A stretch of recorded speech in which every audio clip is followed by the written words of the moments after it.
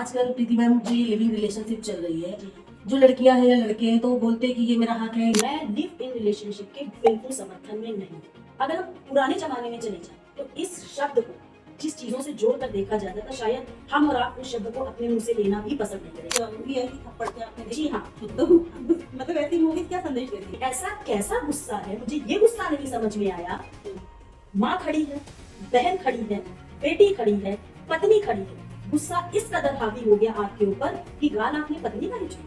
Ma'am ये जैसे आप महिला सम्मान की बात कर रही थी, तो आजकल तो मैंने देखा है कि सोशल मीडिया पे मोस्टली लोग खुद ही कपड़े उतार दे रहे हैं फेमस होने के चक्कर। मैं कहती हूँ अगर मैं ऐसे रील बनाऊँ तो क्या मेरा परिवार मुझे नहीं देगा?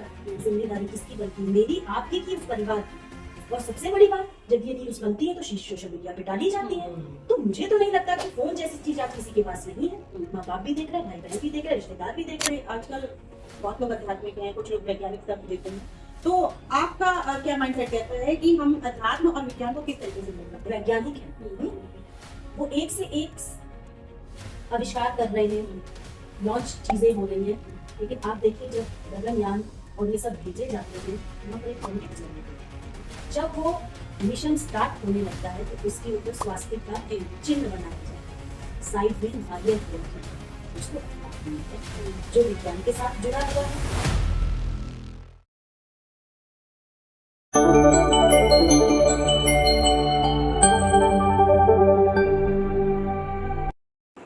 नमस्कार दोस्तों, स्वागत है आपका कटपुरिया डायरीज में। जैसा कि आप जानते हैं कि हर बार समाज में नए संवेदनशील मुद्दे होते हैं, तो हमारे पास हर बार नया कोई ना कोई एक विशेष विषय होता है।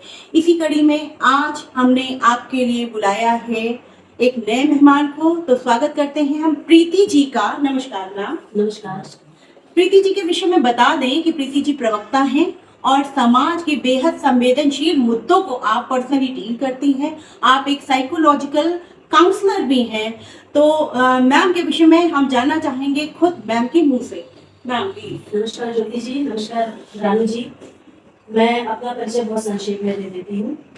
जैसा कि आपने बताया, मेरा नाम डॉक्टर प्रीति त्रिपाठी, मैं एक प्रवक्ता हूँ समाजशास्त्र की। समाज में जैसे कभी कभी बहुत बड़े मुद्दे आते हैं, कभी कभी छोटे मुद्दे आते हैं। समाज में से परिवार है, समाज में उतार चढ़ाव देखने को मिलते हैं। जिस तरीके का आज समाज आगे बढ़ रहा है, हानि भी है, लाभ भी है, बहुत सी ऐसी चीजों में मेरे पास बहुत से लोग आते हैं अपनी प्रॉब्लम्स को लेकर। मुझे अच्छा लगता है कि अगर उनकी प्रॉब्लम्स को मैं सॉल्व कर पाऊँ, तो इसी से रिलेटेड समाज में रहकर मैं अगर कुछ अपना योगदान दे सक रही हूँ या दे रही हूँ तो मैं अपने आप को बहुत भाग्यशाली समझती हूँ। ये कहूंगी कि परमपिता ईश्वर की एक आशीर्वाद है मेरे सर के ऊपर कि मैं आज आप सबके सामने बोल रही हूँ, आपके सबके सामने बैठी हुई हूँ। आपके क्वेश्चंस आप पूछिए मुझसे, मैं कोशिश करूंगी कि मैं सारे जवाब आपके दूँ। तो मैम हम लोगों ने ना सोशल इश्यूज पे कई सारे क्वेश्चंस की तैयारी की है हमने और रानू ने मिलकर। तो सोचा कटपुरिया डायरीज में अभी तक हमने कई तरह के प्रवक्ता बुलाए हैं, हमने कई एक्सपर्ट बुलाए हैं, ज्योतिष पे अलग अलग मुद्दों पे हमने बुलाया हुआ है। तो आज सोशल इश्यूज आप देख रहे हैं, सोशल मीडिया किस तरीके से हाइट पे जा रहा है, उसी से संबंधित प्रश्न हम लोगों ने तैयार किए हैं। तो पहला प्रश्न हम चाहेंगे कि हम आपसे पूछें और उसका आंसर आप दें कि ये जो सिटी बेस्ड जीवन है जितना, इसके चलते पारंपरिक संयुक्त परिवार सिकुड़ते जा रहे हैं, है ना, सब न्यूक्लियर फैमिलीज होती जा रही हैं। तो क्या इसके कारण हमारी जो सामाजिक सुरक्षा का घेरा है वो कमजोर नहीं हो रहा है? देखिए ज्योति जी, जो आपका सवाल है वो मैं उससे पूरी तरह से एग्री करती हूँ कि आज के समय में, और अगर आप थोड़ा सा पीछे जाएंगे तो संयुक्त परिवार की अपनी एक प्राथमिकता जो रही है वो थी, है और आगे भी रहेगी। मेरा मानना यह है कि संयुक्त परिवार में रहकर जो चीजें हम सीख सकते हैं वो आप न्यूक्लियर फैमिली में रहकर नहीं सीख सकते। मैं ये नहीं कहती हूँ कि एकल परिवार पूरी तरह से समाप्त हो जाने चाहिए, लेकिन नहीं, संयुक्त परिवार मेरी दृष्टिकोण से बेस्ट है, हमेशा बेस्ट रहेगा। क्योंकि आप संयुक्त परिवार में देखिए कि बहुत सी चीजें ना चाहते हुए भी बच्चे सीख जाते हैं। जैसे कि हमारे दादा दादी का पूजा करना, हमारे दादा दादी जो हमारे घर में मेहमान आते हैं उनका किस तरीके से सम्मान किया जाता है, अनचाहे तरीके से ही क्यों ना हो, बट हमारे बच्चों में वो चीजें अपने आप आ जाती है, जो कि मुझे नहीं लगता कि न्यूक्लियर फैमिलीज में ये चीज हो पाती है। बट अगर हम आज के समाज को देखें, परिस्थितियां काफी कुछ अलग हो गई हैं। कहीं ना कहीं दोष हमारा भी है, हम पूरी तरह से समाज को दोष नहीं दे सकते। न्यूक्लियर फैमिली अपनी जगह है, भागम भाग जिंदगी है, ज्यादा से ज्यादा पैसा कमाने की होड़ है। पैसा कमाने को मैं गलत नहीं कहती हूँ, मगर जो तरीका है वो गलत है। पहले के जमाने में साधन सूक्ष्म होते थे लेकिन हम खुश थे। आज के जमाने में असंख्य साधन हैं, फिर भी हम खुश नहीं हैं। क्यों? क्योंकि हम सिर्फ भाग रहे हैं। हम अपने बच्चों को जो परवरिश देना चाहते हैं वो चाहकर भी नहीं दे पा रहे, क्योंकि आधुनिकता हमारे ऊपर इस कदर हावी हो गई है कि हम चाहकर भी उससे अलग नहीं हो पा रहे। तो मेरे हिसाब से तो मैं यही कहूंगी कि संयुक्त फैमिली बेस्ट है और हमेशा रहे। जो संस्कार संयुक्त फैमिली में रहकर बच्चों को आ सकते हैं, मुझे नहीं लगता वो न्यूक्लियर फैमिली में आ सकते हैं। बहुत अच्छी बात बताई आपने। जैसे कि आजकल प्रीति मैम जो ये लिविंग रिलेशनशिप चल रही है, जो लड़कियां हैं या लड़के हैं तो वो बोलते हैं कि ये मेरा हक है, ये मुझे मतलब, तो आप क्या कहना चाहेंगे कि ये सही चल रहा है ये सब कुछ? देखिए, मैं लिव इन रिलेशनशिप के बिल्कुल समर्थन में नहीं, और इसकी पुरजोर और जितनी घोर निंदा कर सकती हूँ। आज के समय में रहते हुए मैं इसका समर्थन कतई नहीं कर सकती हूँ। और आज के बच्चों को, आज भी मैं पेपर में पढ़ रही थी, पेपर मेरी आप ये समझिए दिनचर्या का एक हिस्सा है। मेरी सुबह सुबह जो होती है वो एक कप चाय और अखबार से होती है। जैसा कि पेपर में आज मैंने पढ़ा, लिव इन रिलेशनशिप में एक व्यक्ति ने एक औरत की हत्या कर दी। 3-4 दिनों से वो उस घर में सड़ रही थी। जब दुर्गंध आई तो लोगों को पता चला। मुझे नहीं लगता लिव इन रिलेशनशिप जो एक शब्द है, इसको कहने में ही मुझे अच्छा नहीं लगता है।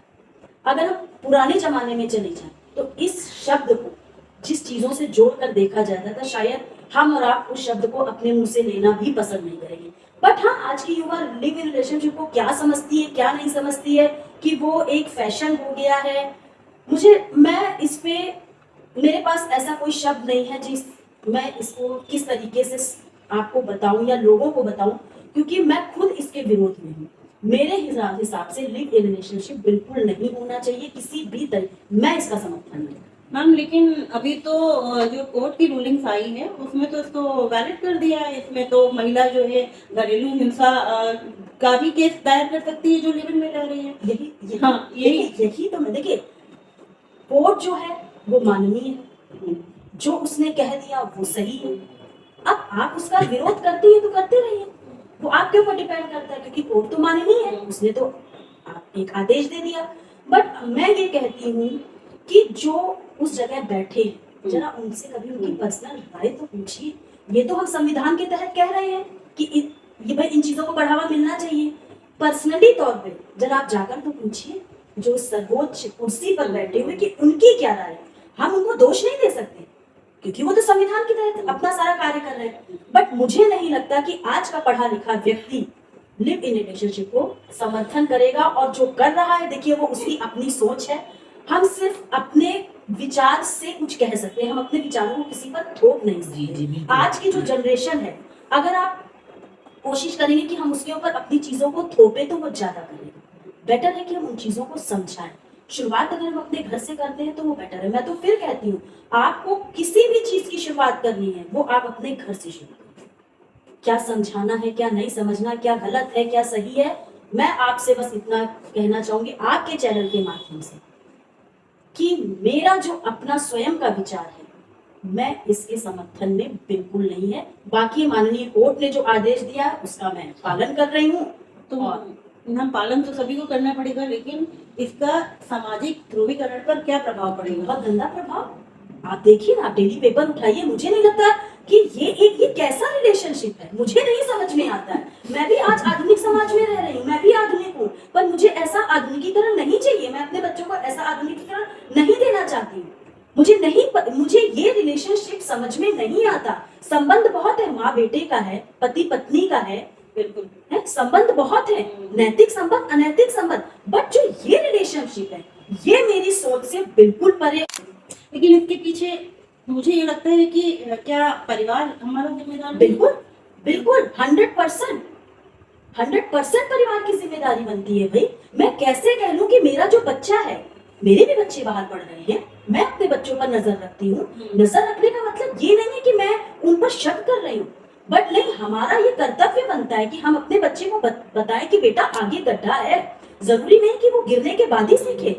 हम पीछे, अगर बच्चा नहीं मानता तो ठीक है, चलिए आगे। कभी कभी होता है ना, स्वयं वो गिरेगा, ठीक है, उसको गिरने दीजिए, बट आपका सहारा उस समय चाहिए कि बेटा देखिए ये किया, बट मैं बचाने के लिए। तो मैं तो कहती हूँ कि हर चीज के लिए, कहते हैं ना कि बच्चे की जो प्रथम पाठशाला होती है वो उसकी माँ होती है, उसका परिवार होता है। ये आप खुद समझिए, छोटी सी बात है, हम किसी को भी दोषारोपण कर सकते हैं। सबसे ज्यादा बच्चा कहाँ रहता है? अपनी फैमिली में, अपने माँ बाप के साथ। बाहर तो ज्यादा से ज्यादा वो 6-8 घंटे। तो आपके घर के जो संस्कार होंगे, आपके घर पे जो हो रहा है, वो बच्चे पर 100% प्रभाव डालेगा। इससे कोई सहमत हो या ना हो, ये मेरे स्वयं के विचार। हम कहते हैं फ्रीडम का मतलब तो आप हमारे पूर्वजों से लिए ना, जिन्होंने आजादी की लड़ाई लड़ी। फ्रीडम के मतलब से क्या है कि सिर्फ शायद ये शब्द अच्छा ना लगे, एक नंगा नाच। कैसे हम इस चीज को, भाई आज भी समाज में बड़े बुजुर्ग हैं जो लोग कहते थे कि आंखों का पर्दा। मैं नहीं कहती कि आप सर पे पर्दा कीजिए, आप करिए, एक आंखों की मर्यादा, एक जो नारी को शोभा देता है। मैं ये नहीं कह रही कि पुरुषों को नहीं, पुरुषों के लिए भी अपनी मर्यादा है, लेकिन आधुनिकता के दौर में सिर्फ भागना और अंधे होकर भागना मेरे हिसाब से बिल्कुल, हम भी ये एक्सेप्ट करते हैं कि गलत है। हम दोनों। तो मेरे हिसाब से तो ये है कि ये सारी चीजें समाज में नहीं होनी चाहिए, और अच्छी शुरुआत है कि हर चीज हम अपने घर से शुरू करें। जैसे आपके पास जैसे काउंसलिंग के लिए लोग आते हैं, या पुरुष हो या महिला हो, तो आपके पास अधिकतर कैसे क्वेश्चन लेके वो लोग अपनी आते हैं कि ऐसा कौन सा उनको चीज परेशान करती है जो आप उनकी सॉल्व करती है और उन्हें रिलीव होता है? देखिए, सबसे पहली बात, जो आज का समाज है, आज का जो समय चल रहा है, उसमें हर व्यक्ति भाग रहा है, सिर्फ भाग रहा है। उसको ये नहीं पता कि मुझे किसके पीछे भागना है, क्या करना है। वो एक अंधी दौड़ में भाग रहा है कि उसने ये किया तो मैं भी कर लूंगा। ये तो बिल्कुल सही है बात ना, उसके यहाँ ऐसा हुआ तो मैं भी कर लूंगा। बट उसने जो किया और वो जो कर रहा है वो कैसे किया, आप उस चीज को देखिए ना। किसी ने हो सकता है बहुत संघर्ष करके उन चीजों को किया हो। कुछ लोग सोने की चम्मच लेकर पैदा होते हैं, उन्हें संघर्ष का मतलब ही नहीं पता है। तो ये कहना कि किस तरह से समाज को इन चीजों से, जैसे मैं अपने लिए बताती हूँ, जैसे पारिवारिक चीजें जो इस समय मुझे लगता है कि ना ही पुरुष में वो सहन शक्ति रह गई है, ना ही महिलाओं में कुछ नहीं। मुद्दे यहाँ तक हावी हो जाते हैं कि शायद पहले कहते थे ना कि हमारे यहाँ जो विवाह है वो 7 जन्मों का बंधन है। ये 7 जन्म तो दूर, आप 1 जन्म निभा कर देख लीजिए, वही बहुत बड़ी बात है। एक जन्म की बात करते, आप 4 महीने शादी निभा कर देख लीजिए। आज इस तरीके की मानसिकता हो गई है। फिर क्वेश्चन आ जाता है लिव इन रिलेशनशिप। मुझे लगता है शायद वो पहले वाली शादियां अच्छी थी, जब शादी के समय ही लड़का लड़की मिलते थे। आप उन शादियों को देखिए, आज भी टिकी हुई है। ये बात भी सही है। और हम उस समाज की बात कर रहे हैं जहाँ शादी से मैं गलत नहीं कहती इन चीजों को कि शादी से पहले आप मिले, लव मैरिज गलत है, अरेंज मैरिज ही सही है। भाई लव मैरिज में क्या है, आपका पूरा परिवार आपसे कह देता है कि भाई आपने ढूंढा, अब आप झेलो। बट जहाँ पर संयुक्त परिवार की सारी होती तो वहाँ पर एक सपोर्टिव फैमिली होती नहीं, अगर आपके साथ गलत हो रहा है तो हम पीछे खड़े हैं। लेकिन बात जहाँ पर आती है विवाह की, या जो आजकल सुसाइड जो सब चल रहा है, कह लीजिए सबसे बड़ी बात यह है कि सहन शक्ति बहुत कम हो गई। और मैं पारिवारिक कलह के लिए कहती हूँ, जो मुद्दे तलाक तक पहुंचते, कोई व्यक्ति कभी नहीं चाहेगा कि उसका परिवार टूटे, उसका विवाह टूटे। तलाक शब्द अगर हम देखा जाए तो हमारे समाज में तो तलाक शब्द है ही नहीं। जिस तरीके से आज परिवार टूट गया है, उसके लिए देखिए मैं ये कहना चाहूंगी, आप विवाह के पश्चात उस महिला और उस पुरुष से बात करिए जो यहाँ तक पहुंच गए हैं कि नौबत यहाँ पर आ गई है कि तलाक। मुझे नहीं लगता वो आपसी सहमति कभी होती होगी कि हम आपस में तलाक लेंगे। इसके पीछे का एक बहुत कारण मैं आपको बताती हूँ। एक पति पत्नी कभी तलाक लेना नहीं चाहते, तलाक करवाते हैं जो उनके पीछे है। मैं आपको बिल्कुल फैक्ट बात बता रही हूँ। आप कभी भी चले जाइए जहां पर ये सारे प्रोसेस होते हैं, कानूनी तौर पर भी आपको समय दिया जाता है। हाँ, कि आप 2 महीने रहिए साथ में, शायद कुछ ऐसा हो जाए कि आपसी समझ आ जाए और आपका ये विवाह बच जाए। मगर जो विवाह तोड़ने की कगार पर होते हैं, वो जो आपके पीछे होते हैं ना, सो कॉल्ड जिनको रिश्तों में बहुत अधिक सम्मान दिया जाता है, मैं ये नहीं कहती सब, देखिए मैं किसी भी व्यक्ति किसी भी चीज पर उंगली नहीं उठा रही, ये मेरे अपने विचार है जो मैंने स्वयं कहीं ना कहीं कुछ तो देखा होगा, उस पर मैं बोल रही हूँ। जो आपके पीछे खड़े होते हैं, जब आप जाते हो वहां पर एक साइन करने के लिए कि आज से ये सारे संबंध समाप्त हो गए हैं, तो आप ये समझ के चलिए कि सबसे ज्यादा खुश भी वही होती है। बिल्कुल, ये कि बात मैं आपका मानती ये जो संबंध है वो ऐसी जगह पर आ गया है। मैम आप ये ध्यान रखिएगा, जोड़ना एक बहुत ही कठिन काम है, हूँ। तोड़ना बहुत आसान काम है। लेकिन बुद्धि वहां पर भ्रष्ट हो जाती है जब हमें कोई और दिखा रहा होता है कुछ और हम देखना भी वही चाहते हैं। सबसे बड़ी बात आज के जमाने में जो महिला और पुरुष का ईगो, कहते थे ना पहले के जमाने में सिर्फ पुरुष का ईगो होता था, आज भी है, बट अब तो दोनों का हो गया है।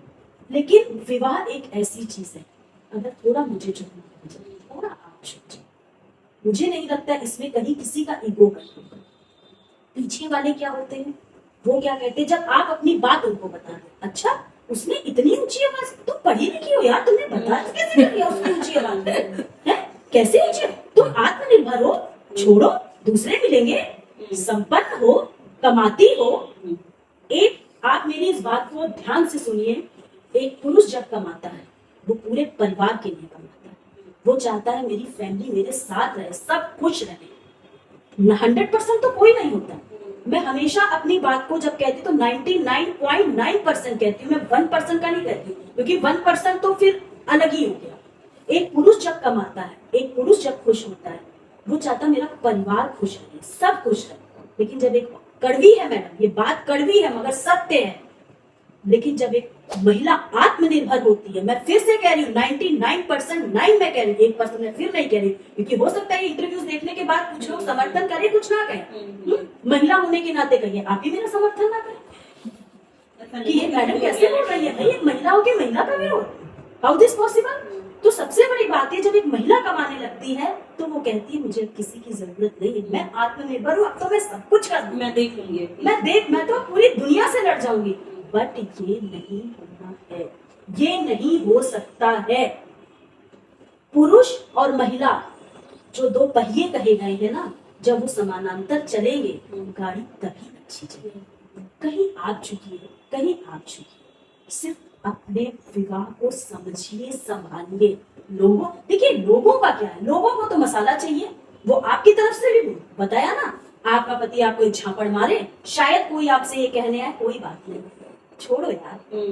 दूसरा यही कहेगा, अरे उसने झापड़ मारा, दिया क्यों नहीं झापड़ खींच के, पढ़ी लिखी हो, आत्मनिर्भर हो, कैसे थप्पड़ खा लिया।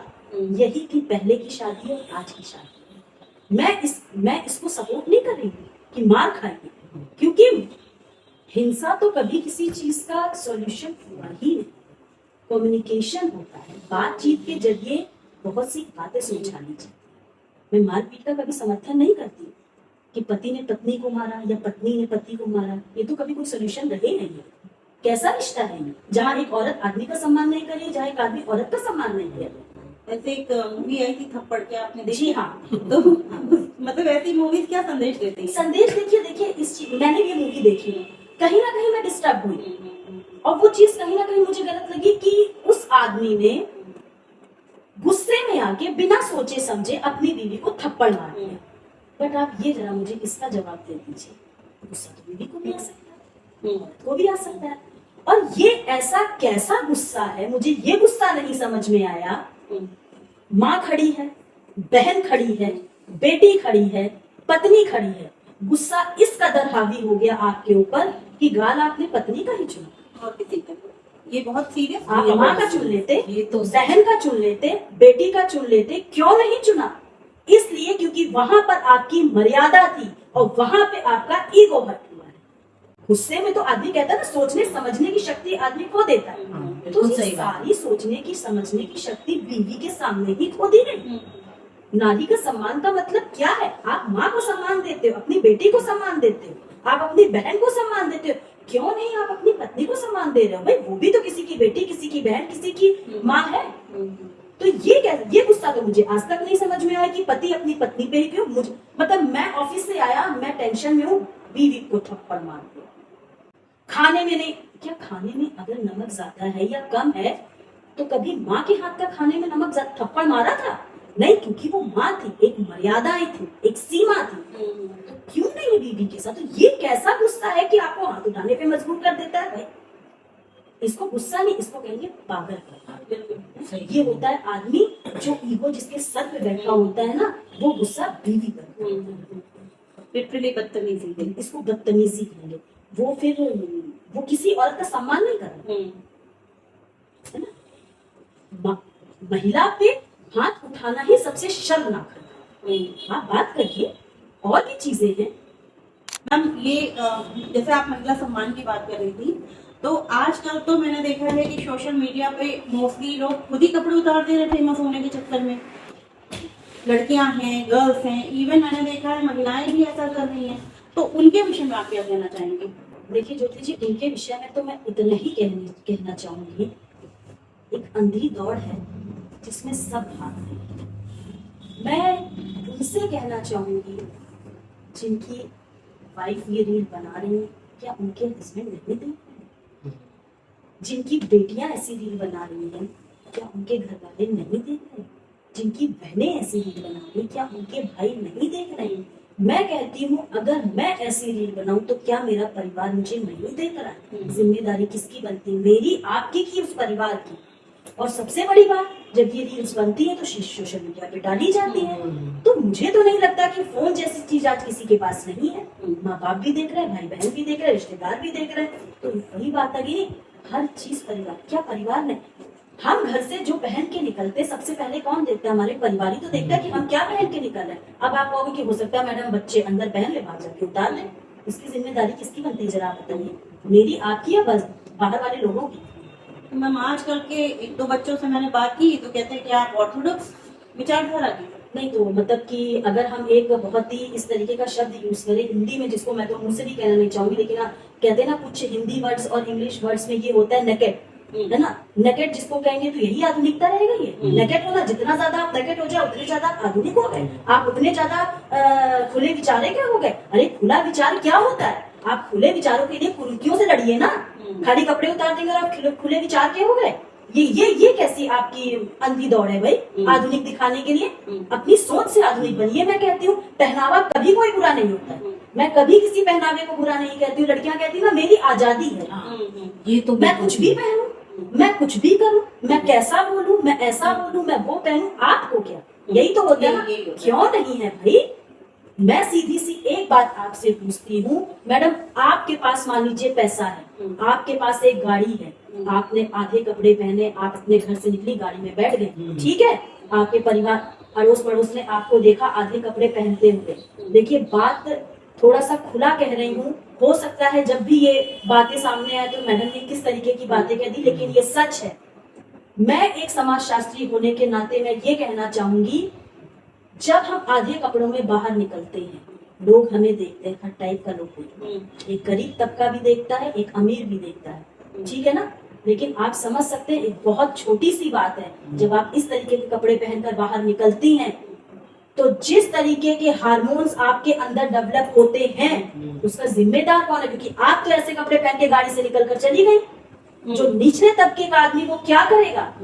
उसके पास वो सहूलियत नहीं है, मगर उसके अंदर जिस तरीके की भावनाएं डेवलप हो रही हैं वो जाके अपने से नीचे के बच्चों पर उतारेगा। आप कहते हो कि छोटी सी बच्ची है, उसके साथ ये कैसे हो गया? उसने तो गंदे कपड़े नहीं पहने थे, बट जिस आदमी ने किया है वो आदमी क्या देख कर आया, कौन सी मूवी देख कर आया, उसके अंदर किस तरीके की भावनाएं जागृत हुई, क्या वो आपके साथ करेगा? नहीं, क्योंकि वहां तक आपकी पहुंच नहीं है। वो अपने से नीचे को पकड़े, तब वो 2 साल की बच्ची उसके सामने 2 साल की बच्ची नहीं है। आप इस चीज पर ध्यान दीजिए। ये बात तो सही है। आप आधे कपड़े पहन के मर्सिडीज में निकल रहे, मगर वो चीज देखकर जिस उसके अंदर की जो भावनाएं हैं, मैं इतना खुले आपके चैनल में नहीं बोल सकती, ठीक है ना। ये अंडरस्टूड बात है, बिल्कुल, ठीक है ना। जो भावनाएं उसके अंदर उमड़ रही है वो गलत आपके साथ नहीं करते, क्योंकि आप तो हाई सिक्योरिटी में हो ना। कैसे आप तक वो पहुंचेगा? तो वो अपनी भावनाएं कहाँ निकालेगा? वो छोटी छोटी बच्चियों पे, जिनके पास पहनने को कपड़े नहीं है, या जो इस तरीके की अवस्थाओं में घूम रही हैं, क्योंकि वहीं तक उसकी पहुंच है। और फिर आप ये कहते हो कि 2 साल की बच्ची के साथ कैसे हो गया? कारण ये है 2 साल की बच्ची के साथ, क्योंकि वो आप तक शुरुआत आपने की, भुगतना किसी और को पड़ रहा है। बहुत बड़ी बात आज आपने कही। आप फिल्म स्टार्स की बात करते हो कि आप मत देखिए कि रिमोट आपके हाथ में है, आप बंद कर दीजिए। ठीक है, मैं मानती हूँ रिमोट मेरे हाथ में है, लेकिन कहते हैं ना गंदी चीजों का प्रभाव आप पर ज्यादा पड़ता है। जिस चीज के लिए आप हमें रोकोगे, हम वो चीज ज्यादा देखेंगे। तो आप तक ना पहुंचकर वो अपनी जिज्ञासाएं वहां पर पूरी करता है, और फिर आप क्या कहते हो कि 2 साल की बच्ची का क्या, उसने तो पूरे कपड़े पहने थे। बहुत बहुत बड़ी बात है आपने, मतलब बहुत सोचिए डीपली बात सोचिए बताई इस आज बात आपने। को। मैं भी आधुनिक समाज में हूँ, आप भी आधुनिक। कपड़ा कोई बुरा नहीं होता है, मैंने कभी किसी, लेकिन हाँ जैसा देश है वैसा भेष है ना, आपको करिए। आप कहते हो मंदिर में आप जीन्स पहन के जा रहे हो, क्यों जा रहे हो भाई मंदिर में जीन्स पहन के? यार मैं तो नहीं जाती, क्या आप जाती हाँ, हैं? नहीं, साउथ इंडियन मंदिरों में तो प्रवेश ही नहीं, प्रतिबंधित क्या है। यहाँ का जो व्यक्ति जो आप, मैं कहती हूँ आप और हम हैं, क्या आप जीन्स नहीं पहनती मैडम? क्या मैं जीन्स नहीं पहनती? साउथ के मंदिर में जरा जीन्स पहन के चली जाइए। आप अपने मंदिर में जीन्स पहन के कैसे जा सकती हैं? क्योंकि यहाँ आपको ना कोई रोकने वाला है ना कोई टोकने वाला है। आप गुरुद्वारे में जाइए, आपको बाहर से रुमाल खरीदना पड़ेगा, और आप अपने मंदिर में जाने में सर पे रखने से कतराती हैं, क्यों? आप भी इसी समाज में, मैं भी इसी समाज में हूँ। आपको आगे आना पड़ेगा, मुझे भी आगे आना पड़ेगा, और हमें ही समझाना पड़ेगा। इतने लोगों में अगर 2 लोग भी समझ के आगे बढ़ जाएं तो काफी लोग को समझेंगे। प्रीति मैम, एक क्वेश्चन है, क्वेश्चन क्या है, थोड़ा पर्सनल भी समझिए आप इसको, कि जैसे कि हम लोग देख रहे हैं कि आजकल की लड़की और लड़के हैं, अगर आप उनका भलाई की बात करो तो लेकिन उन्हें लगता है कि हम लोग उनका बुरा ही चाह रहे हैं, तो इस पर आप क्या बोलेंगे? देखिए, हमारी जो जिस जनरेशन से हम आए और आज की जनरेशन में काफी फर्क है। कि देखिए, आज आधुनिकता जो है वो सर चढ़ के बोल रही, कहीं ना कहीं इसके जिम्मेदार हम हैं। गलती बच्चों की नहीं है, आज की जनरेशन ने वो चीजें देखी ही नहीं जो हम लोगों ने देखी है, तो शुरुआत हमें करनी है। नहीं, लेकिन ऐसा होता है ना मैम, उन्हें ये लगता है कि जैसे पहले का समय था, जैसे हम लोगों का समय, कि अगर हमारे पिता ने कुछ कह दिया या माता ने कह दिया तो हमें लगता था कि कोई भी बात कह दी या हम गलत काम कर रहे हैं और उन्होंने ये कहा कि नहीं बेटा ऐसा काम मत करना, तो हम लोग के दिल में लगती थी बात। लेकिन आज की लड़कियां हो या लड़के हो, देखिए उनसे अगर आपने बोल दी ये बात तो उन्हें लगता है कि तुम क्या, मतलब तुम्हारे अंदर इतनी कमियां निकाल देंगे, इतनी कमियां, प्लस सुसाइडल टेंडेंसी बढ़ रही है, तो इसके पीछे क्या रीजन? देखिए, अभी जब हमारा इंटरव्यू शुरू हुआ था तो एक क्वेश्चन आपने किया था मुझसे, संयुक्त परिवार। घूम फिर कर हम उसी जगह आ जाते हैं। संयुक्त परिवार के लिए मैं ये कहूंगी कि एक नींव। आज के बच्चों की गलती मैं नहीं कहती, आज के बच्चे पैदा ही इसी उसमें हुए, उन्होंने आते ही ऐसी चीजें देखी हैं जो शायद हम सोच नहीं सकते थे। तो रही बात कि बच्चे हमारी बात नहीं मान रहे या वो हमारी बातों को गलत कह रहे हैं, तो आपको अपने बच्चों के साथ एक ऐसा कोऑर्डिनेशन बैठाना पड़ेगा। आपको आज की जो जनरेशन है, आप बच्चों के साथ माता पिता बनके मत रहिए, पहला आप अपने बच्चों के साथ दोस्त बनिए। सख्ती भी जरूरी है, डंडा भी जरूरी है पेरेंट्स का, जो आज की जनरेशन के लिए, मगर बेटर है कि अगर आप अपने बच्चे से दोस्त बन के बात करें। मेरी भी बेटी है, मैं अपनी बेटी से मैं ये नहीं, देखिए आप आगे क्या होगा इसके लिए कभी कुछ कह नहीं सकते, और कभी भी मैं कहती हूँ कि कभी किसी भी दूसरे बच्चे पे उंगली नहीं उठानी चाहिए। आगे आपके साथ क्या होगा आपको नहीं पता, लेकिन हाँ कहते हैं ना वो वाली कहावत, पूत के पाँव पालने में पता चल जाते हैं। मुझे अपने बच्चों को बहुत है, शायद इसलिए कि मैं अपने बच्चों की माँ से बेहतर दोस्त हूँ। मैं अपनी बेटी से, अपने बेटे से इतना खुलकर बात करती हूँ। मैं कहती हूँ आप मुझे बताओ अपना दोस्त समझ के, और टच वुड भगवान की कृपा कह लीजिए, मैं अपने बच्चों को कहती हूँ बेटा माँ तो मैं हुई, बट मुझे अपना सबसे अच्छा दोस्त समझना। आज की जनरेशन से मैं ये कहना चाहूंगी, आज के समय आपके माँ बाप से बढ़कर आपका वेलविशर कोई नहीं, आपके माँ बाप से बढ़कर आपका दोस्त कोई नहीं। आपके माँ बाप जो कह रहे हैं वही सही है, बाकी दुनिया तो आपको सिर्फ आगे ढकेलेगी और कुछ नहीं करेगी। मैं आज की जनरेशन से कहती हूँ कि माँ बाप ही आपके एक वेलविशर है, उन्हीं का कहना मानिए, वो अच्छा कह रहे हैं तो अच्छा है, वो बुरा कह रहे हैं तो, क्योंकि उन्होंने वो आपको अपने अनुभव के आधार पे बता रहे हैं। ऐसा नहीं कि उन्होंने संघर्ष नहीं किया है, वो संघर्ष करके यहाँ तक पहुंचे हैं, और वो जो आपको बता रहे हैं वो आपको अपने अनुभव के आधार पर बता रहे हैं। क्यों? क्योंकि हम भी जब आप मतलब हम बच्चों से ये कहते थे, बेटा जब हम आपके उम्र के थे हमारे माँ बाप भी हमारे ऊपर हमें समझाते थे, बताते, तो हमें लगता था नहीं नहीं नहीं ये तो मम्मी पापा गलत कह रहे हैं। बट कहते हैं ना, जब आप खुद उस वृक्ष के नीचे आते हो उसकी अहमियत आपको पता चलती है। जब तक आपके ऊपर खुद नहीं बीतती है तब तक आपको पता नहीं चलता है। मैं समाज के लिए मैं यही कहना चाहूंगी कि एक कहते हैं ना पृथ्वी गोल है, बिल्कुल सही, एक चक्र है, जहां से शुरुआत हुई है वहीं पर आके आपको रुकना पड़ेगा। आपने जो किया है वो आपके सामने आएगा ही। अपने बच्चों को अपने अनुभव के आधार पर बताना सही और गलत, ये सबसे बड़ी जिम्मेदारी माँ बाप की। और अपने बच्चे को माँ बाप से ज्यादा कोई नहीं समझ सकता है कि वो क्या गलत कर रहा है, वो क्या नहीं कर रहा है, ये सिर्फ माँ बाप समझते हैं और कोई नहीं। तो सही और बच्चों के साथ, आज की जनरेशन के साथ मैं कहती हूँ माँ बाप बनके तो रहिए, बट रवैया उनके साथ उस बिल्कुल। मैम एक और क्वेश्चन है, बच्चों पे ही है मेरा। अगला सवाल ये है कि जैसे स्क्रीन एडिक्शन हो रहा है फैमिली में, मैंने देखा है बच्चों को हो रहा है, फैमिलीज में, यहाँ तक ओल्ड एज पीपल्स भी फैमिली एडिक्शन, मतलब उनको ये स्क्रीन एडिक्शन हो रहा है। तो इसके पीछे क्या रीजंस है, और दूसरा इसका जो उनके शरीर पर प्रभाव पड़ेगा उसके विषय में भी जरूर बताइए। देखिए, ये जो एक स्क्रीन हो गया, मोबाइल हो गया, ये कहते हैं ना कि हर चीज के दो पहलू होते हैं, एक सकारात्मक एक नकारात्मक। कहते हैं दवाई की जब आप ज्यादा ले लेंगे तो वो जहर बन जाएगी, लेकिन एक मात्रा में जब आप लेंगे तो वो आपको फायदा देगी। सेम वही फोन का, आप जब तक उसका एक पॉजिटिव उसको यूज करते रहेंगे तब तक तो ठीक है, लेकिन आजकल ये फोन है, मैं भी इसकी चपेट में, मैं भी इसी समाज में रहती हूँ, मैं अलग थोड़ी रहती हूँ, मैं भी एक ह्यूमन उसमें हूँ, तो मैं भी ये गलती करती हूँ। मैं एक बिल्कुल आपको सही का किस्सा अपना बताती हूँ, शायद उससे मैंने सीख ली है।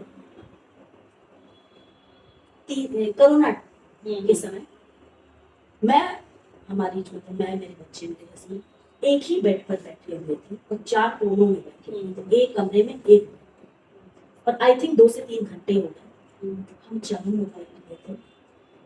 2 से 3 घंटे हमने आपस में किसी से बात नहीं की, और बिजी इतने थे कि शायद कुछ समझ मतलब एक दूसरे को देख भी नहीं। थोड़ी देर बाद मुझे ऐसा सुना, टाइम हो गया, एक ही बेड पर 4 कोनों पे बैठे हुए हैं, सब अपने मोबाइल में व्यस्त हैं। ये क्या है?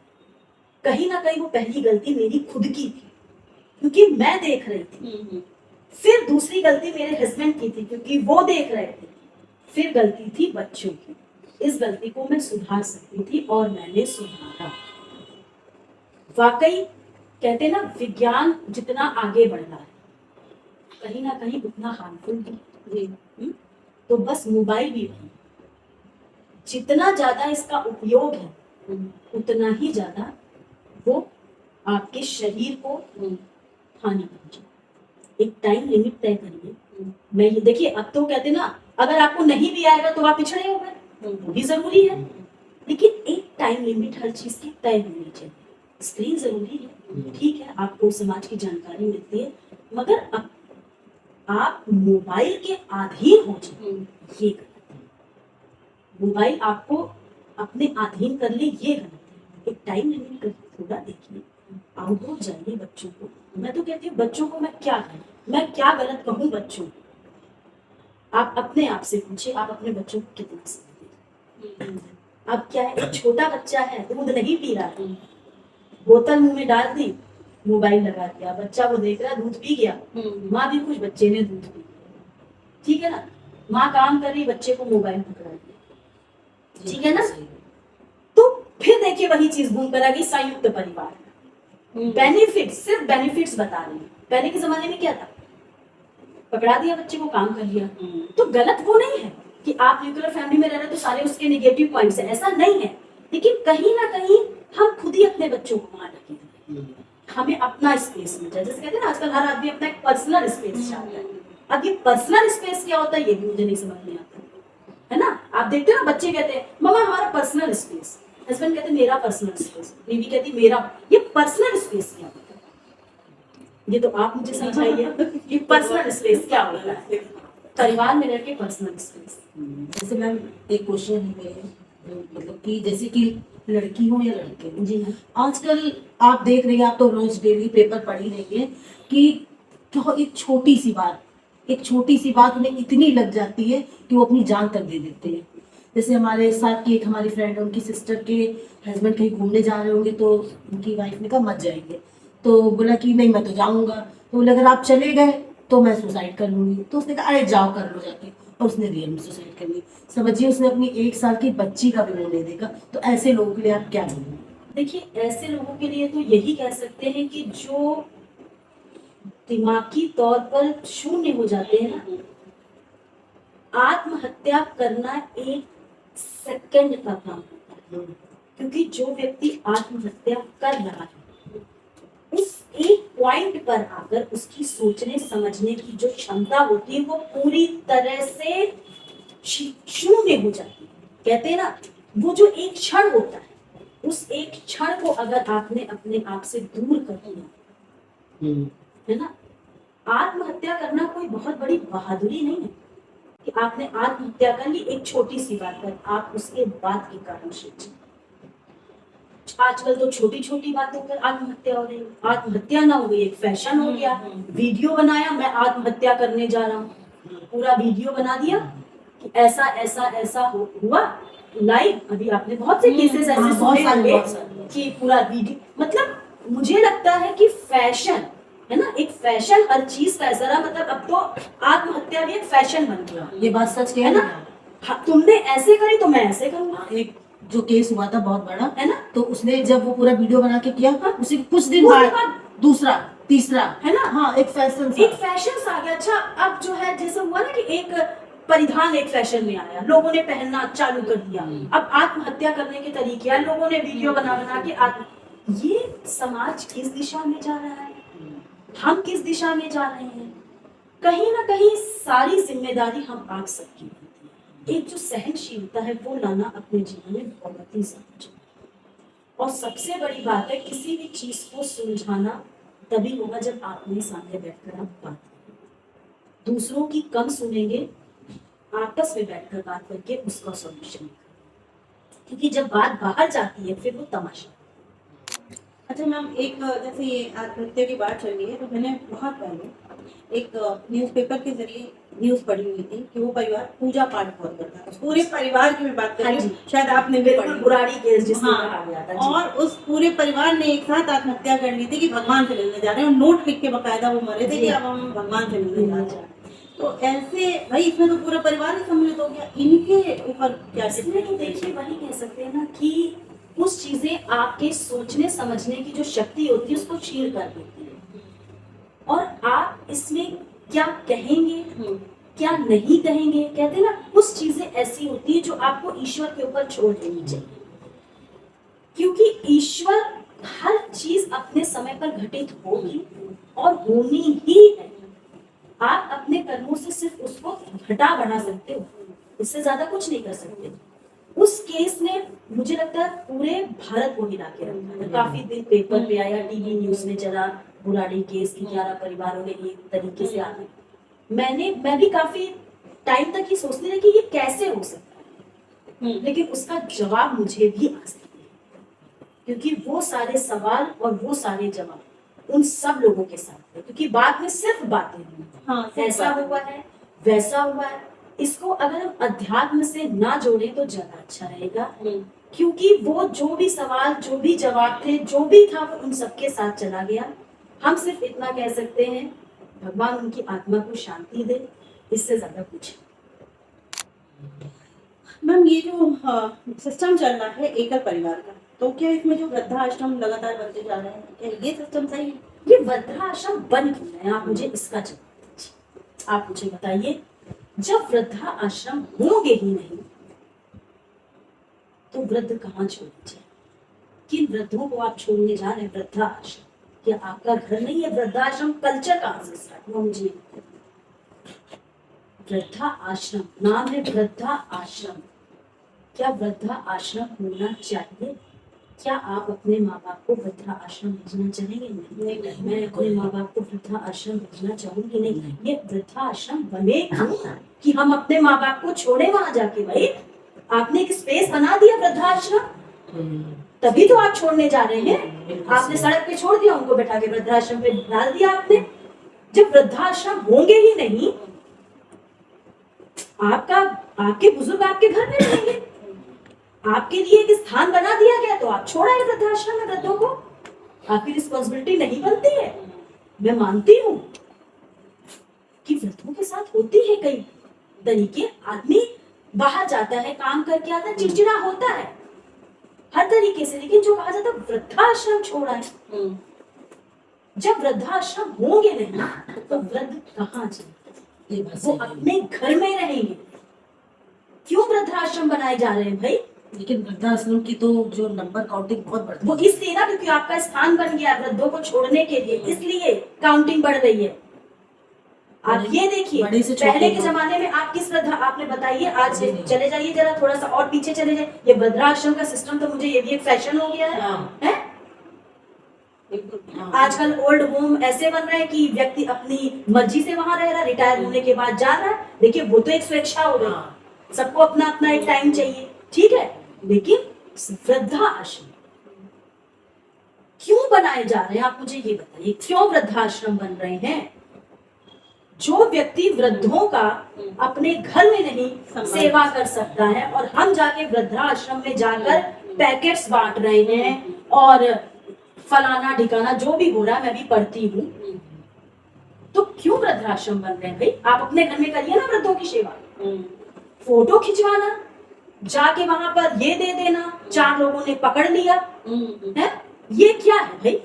है क्यों वृद्धाश्रम बनाया जा रहा है? मेरे हिसाब से तो वृद्धाश्रम ही नहीं होने चाहिए। किसके वृद्ध जा रहे हैं? हमारे और आपके घर के तो जा रहे हैं।